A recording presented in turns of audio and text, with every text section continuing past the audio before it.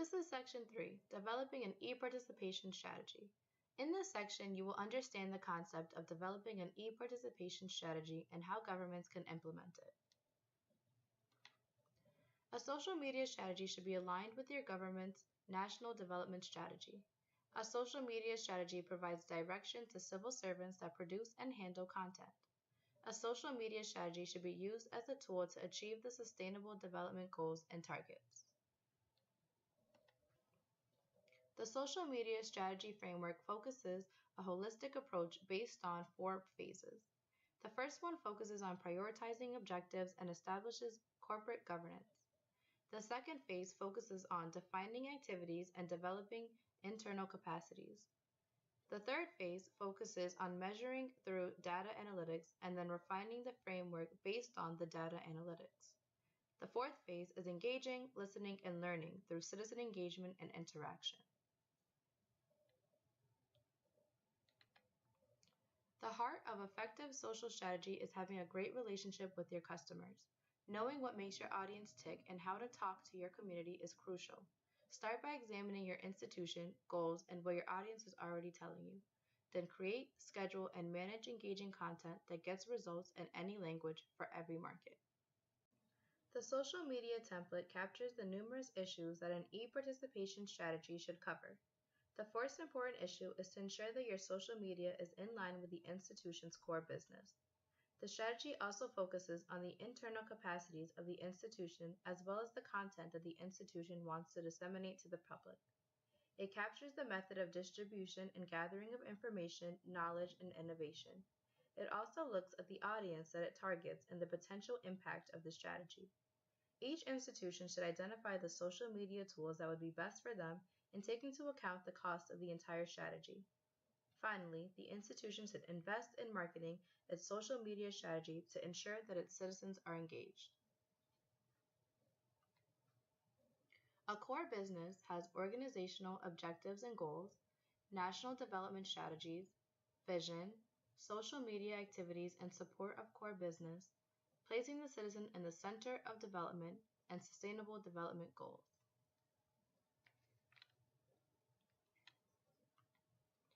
The left side of the organogram deals with the internal mechanism of an institution's social media structure. They deal with the IT architecture, intranet, and technical aspects of social media. The right side of the organogram deals with the external mechanism of an institution's social media structure, dealing directly with the customers in terms of communicating, marketing, and product development. The shared resources deal with the holistic work of an institution, such as community outreach, big data analysis, strategies, and management. People. Social media evangelist, or the guru leader. Strategist and visionary responsible for content design, marketing, analysis, and data analytics. Content creators are staff responsible for daily posting. Content providers are core business people, thematic specialists, government civil servants with good communication skills, and IT staff to maintain the social media platforms. Now we're going to watch a video on government leveraging social media.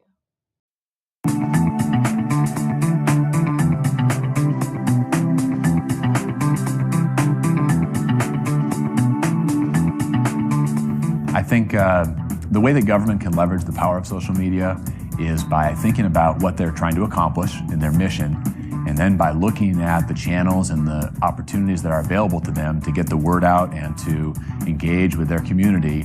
And so I've always said that if the most effective way to get the information out for your program is passenger pigeon, you ought to use passenger pigeon. I don't have a bias towards social media, but for certain things, Facebook and Twitter can be very powerful. And I can give a couple examples of the contribution they make. Health information. When health information is shared by somebody you trust and care about on Facebook and it's shared with you, you're much more likely to believe it than if you get it directly from the CDC or your state health agency.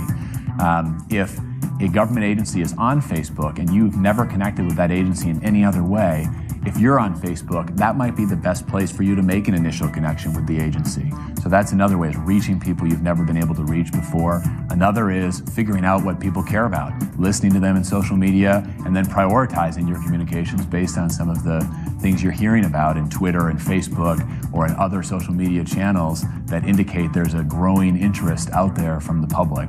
So those are a few ways. I think it has to be part of a holistic strategy, and it has to incorporate other things like email and SMS, more broad use of digital communication, particularly because there is a lot of noise out there, and people sometimes think, what's the best way to reach an individual? Well, it's a complicated issue because you need to go at people through multiple channels. There's a lot of noise out there on the web across all channels, and email has a very good purpose for official information and for building up a base of people where you know who they are and you know you're going to be able to reach them and get to their inbox. And social media can be good for all of the reasons I described, and it's also good as just another push channel. So if you don't catch someone in their email box, you might catch them on Facebook. You got to do all of it, and you got to think of it holistically to do it well. Capacity building. Recruit social media savvy employees.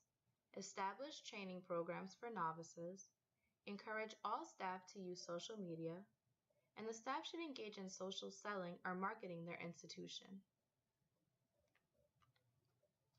Content. Citizen-based content. Identify who owns the content. Quality review requirements. Driving audience to government portal. Government information and e-services. And target content to audience. While innovation tends to be a common focus, it's often poor maintenance that can greatly impact a localization system. That's why it's crucial to have a consistent and disciplined approach to content maintenance. It focuses on enhancing what content you already have, which will help prevent issues from occurring in the first place. Here are some recommendations to help you better maintain content creation and localization processes. A translation memory, or TM, is a translation database that automatically stores text as translation units in source and target language pairs. These segments will be reused during the next piece of relevant translation work, meaning the same sentence is never translated more than once. TMs boost terminological consistency, reduce costs, and speed up the translation process. However, their usefulness depends on the quality of maintenance, so be sure to update the TM at the end of every project to ensure it is as up-to-date and effective as possible. Feedback. Local reviewers should provide feedback that guides updates so that content can be changed as needed or left unapproved. In the long term, this feedback helps avoid problems caused by outdated and/or incorrect terminology. Appointed contact. Receiving feedback can be challenging when there are multiple stakeholders with differing opinions about terminology. The simple solution is to assign a single contact to approve all terminology. Approval checklist. It's critical to follow checklists and guides based on the project scope. This will help you keep track of the context of all unapproved segments that could otherwise be easily forgotten. Write for localization. Try to minimize content volume and changes to the source copy. This encourages writing in precise terminology, plain language, and active voice in order to be as concise and clear as possible. Building a glossary. Build a glossary based on approved copy if you don't already have one. A glossary is a database that contains selected terms specific to your company, brand, or industry. A multilingual glossary contains the master language along with an approved translation or localization of the terms, enabling your translators to consistently use the approved target language terminology when creating or localizing global content. Here are 3 methods to obtain and send information: crowdsourcing and crowdfunding, push-pull transactions, and RSS feeds. Crowdsourcing is engaging a group of individuals to solve a problem or provide their opinions for a common goal. Due to the growing global connectivity, it is now easier than ever for individuals to collectively contribute ideas, time, or expertise to a project or cause. This allows governments to have access to new ideas and solutions, greater consumer engagement, opportunities for co-creation, and reduced costs. How is crowdfunding different? Crowdfunding is essentially the opposite of the mainstream approach to business finance. Traditionally, if you want to raise capital to start a business or launch a new product, You would need your business plan, market research, and prototypes, and then shop your idea around to a limited pool of wealthy individuals or institutions. These funding sources included banks, angel investors, and venture capital firms, really limiting your options to a few key players. You could think of this fundraising approach as a funnel, with you and your pitch at the wide end and your audience of investors at the closed end. Fail to point that funnel at the right investor or firm at the right time, and that's your time and money lost. Crowdfunding platforms, on the other hand, turns that funnel on end. By giving you, the entrepreneur, a single platform to build, showcase, and share your pitch resources, this approach dramatically streamlines the traditional model. Traditionally, you'd spend months sifting through your personal network, vetting potential investors, and spending your own time and money to get in front of them. With crowdfunding, it's much easier for you to get your opportunity in front of more interested parties and give them more ways to help grow your business, from investing thousands in exchange for equity to contributing $20 in exchange for a first run product or other reward. Now we're going to watch a video on crowdsourcing. Crowdsourcing is a term that people have been using a lot lately. Do you know what it means? Crowdsourcing is the process of connecting with large groups of people via the internet who are tapped for their knowledge, expertise, time or resources. This idea of reaching out to the crowd isn't new. Even before crowdsourcing and the internet, we often collaborated with groups of people. Some people helped because they were seeking a reward for their efforts, or sometimes they just wanted to help. Let's go back to 1714. Sailing the seven seas was necessary but really dangerous to navigate. So, the British government held a contest, asking people for a solution. John Harrison answered the call. He invented the marine chronometer and was awarded a large cash prize. Sailors used the marine chronometer to determine a ship's longitude with the help from the stars. Let's move forward a bit to 1858. A group of scholars created the first Oxford English Dictionary. It was a huge project, and they needed help. So, they asked for lots of volunteers to write about different topics according to their expertise, and then they put it all together. The point is, relying on the crowd isn't really a newfangled idea, but it wasn't until we all got connected that crowdsourcing came about, because with the internet, you can reach lots of people very quickly, and you can direct and organize their work. Think of it like this. Crowdsourcing is a way of solving problems and producing things by connecting online with people that you otherwise wouldn't know. Anyone can use crowdsourcing: companies, governments, groups, and individuals. They can use it to grow their organizations or support their causes. There are 4 different ways crowdsourcing works. The first enables you to access a large online labor force. You can identify and select workers, or you can just post your work and let the workers find you.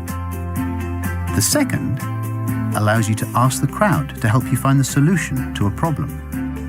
A third is for when knowledge exists, but you need help finding and organizing it. The fourth is when you need ideas from the crowd and their opinion and feedback. So, as you can see, there are different ways crowdsourcing works, and there are different things you can do with crowdsourcing. When you use the crowd to help collect and organize information, we call this accessing distributed knowledge. Crowdfunding, where you can raise capital from many individuals who believe in your venture or cause, each making small donations that add up to a lot.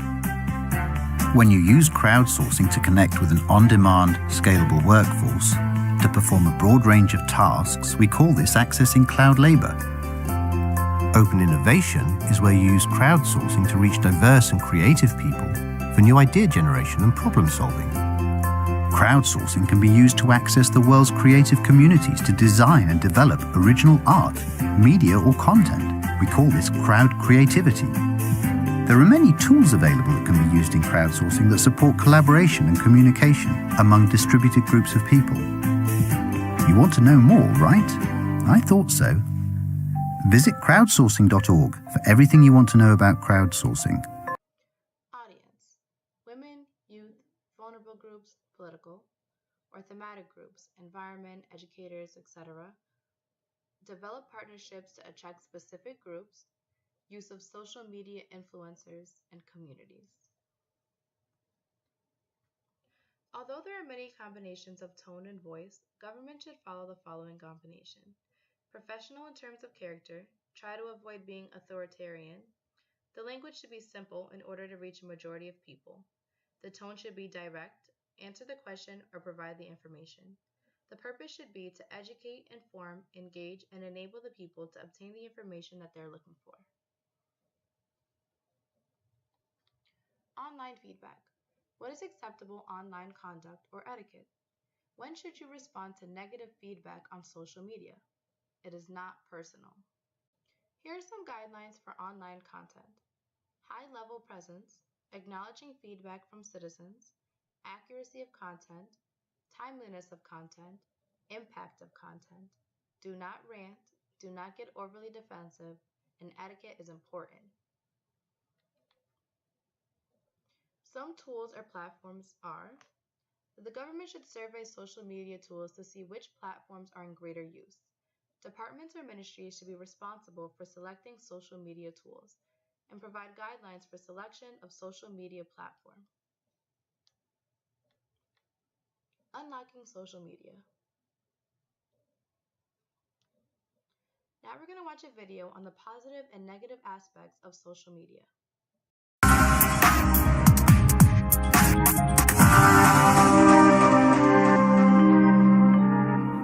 Good afternoon, everybody. How are you? Good. Before I begin my talk today, I want to ask everybody who is on Twitter to please raise their right hand. Okay, that's a lot. Now, everybody who's on Instagram, please raise your left hand. Okay, that's a lot too. And everybody who's on Facebook, please stand up.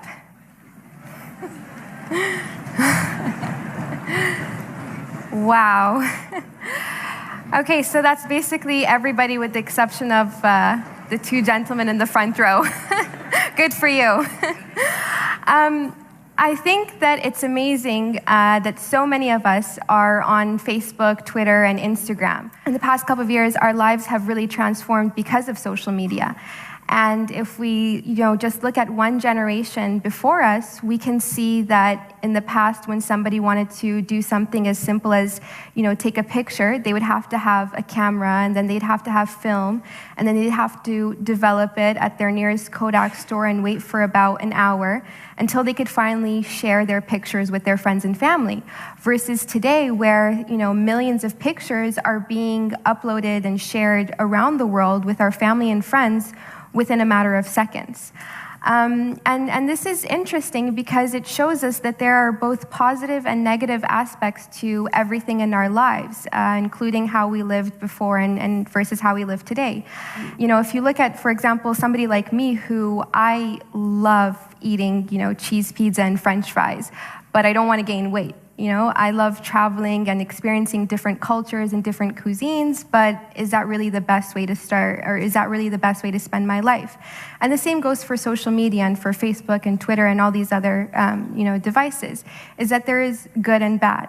And in saying that, I think that our generation has become more visual. We're all about sharing pictures, about physically experiencing different events and activities without actually having to be there. So, for example, if your sister in Paris calls you about a new bakery she opened, you no longer have to imagine it. You can actually just go on Facebook and comment and share and see the pictures of her experience and her journey of having that bakery. And this is amazing because we're really changing the way our lives are and the way we're thinking and the way we're getting our information.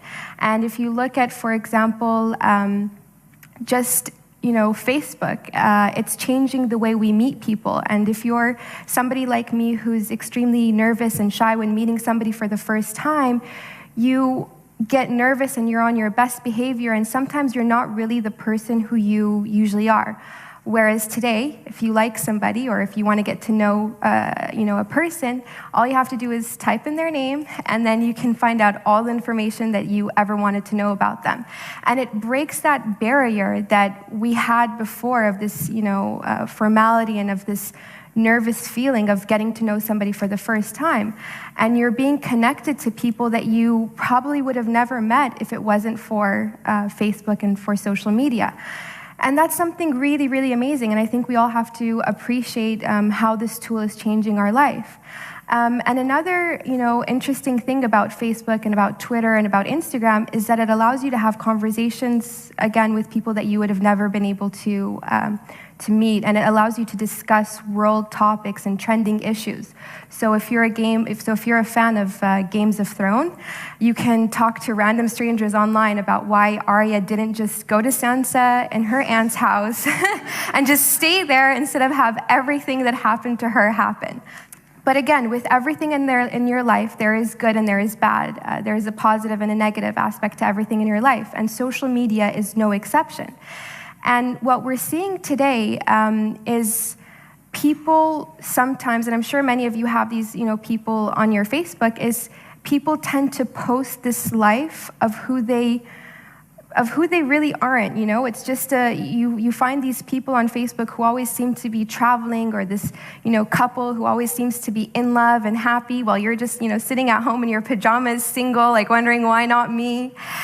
And so we tend to see these people who just have this amazing life, and it creates negative energy and unnecessary tension between us, whether you're the reader or whether you're the one posting, between us, because we all have problems in our life. We all have responsibilities, and how we portray our lives on Facebook or on Twitter and Instagram isn't necessarily the people who we are. And I think it's important for us to realize this so that we can, not have this negative energy towards other people. And at the same time, it will help us realize that we don't have to post, every single time we check into Mr. Chow's, or every single time, we see a nice car, or, travel somewhere. I think it's important for us to kind of step back and think about whether or not we should post something online. And that goes back to us, who I guess most of us in the room who have Facebook accounts need to also realize that when we post something online, whether it's on Twitter, Facebook, or Instagram, it's there forever. Whether or not you delete your account, whether or not you end up deleting the initial post, what you write will be on there forever. And 5 years down the line, when you want to switch careers, or when you want to enter a new job, your employer can actually go and gain access to your Facebook account and see why you posted, lyrics of a Drake song, or why you posted whether or not the U.S. should invade a certain country, and be asked to justify this. And whether it was humorous or not, you could find yourself potentially in a bigger problem. And again, we have to step back and realize, when we post something on Facebook or on Twitter, are we really sure of what we're posting? And it's also something I'm realizing as well is, we are all in this generation of now. We want everything this second. And when you want something right now, we end up having an overload of information. And when you have an overload of information, this is problematic for two reasons. The first is that you end up getting desensitized to very important issues, whether it's, world politics or suffering children around the world, because you're constantly bombarded with them on, that one person on Facebook who's always sharing those pictures. And at the same time, when you're overloaded with, all this information, you end up sometimes posting information that might not be credible or legitimate without actually, checking the full sources, because you're just in a hurry to post it right now to show that, you're so intellectual and you're so smart that you read this article on foreign policy and you were the first person to post it, and so on. So it's important for us to take these issues into consideration, because, like I said before, there are positive and negative aspects to everything you do in your life. And, before I end my talk, I want each and every one of you to ask yourselves, is Facebook really enriching your life? Are you letting this tool that was cited in a recent study, a third of UK marriages ended in divorce, citing Facebook as a reason, control your lives? Are you going to let this device that the average user, checks about 5 times a day? I'm not the average user. I check it probably more than that. But are you going to allow this device to control your life and to be more influential than your family, your friends, and your loved ones? Or are you going to think about how you can become an active participant in the world, of how you can change your life using this tool, how you can empower yourself and empower others using Facebook. And are you going to live a mediocre life that's, filled with looking at other people's pictures, liking their posts, and having these fake artificial friends? Or are you going to actually do something with your life? Thank you very much. Impact, data analytics. Measuring impact on core business. Identify social media indicators that link to national agenda. Issues resolved, increase in use of e-services, increase in use of national portal or websites, tax revenues increase in citizen engagement, and customer satisfaction results. Impact and data analytics.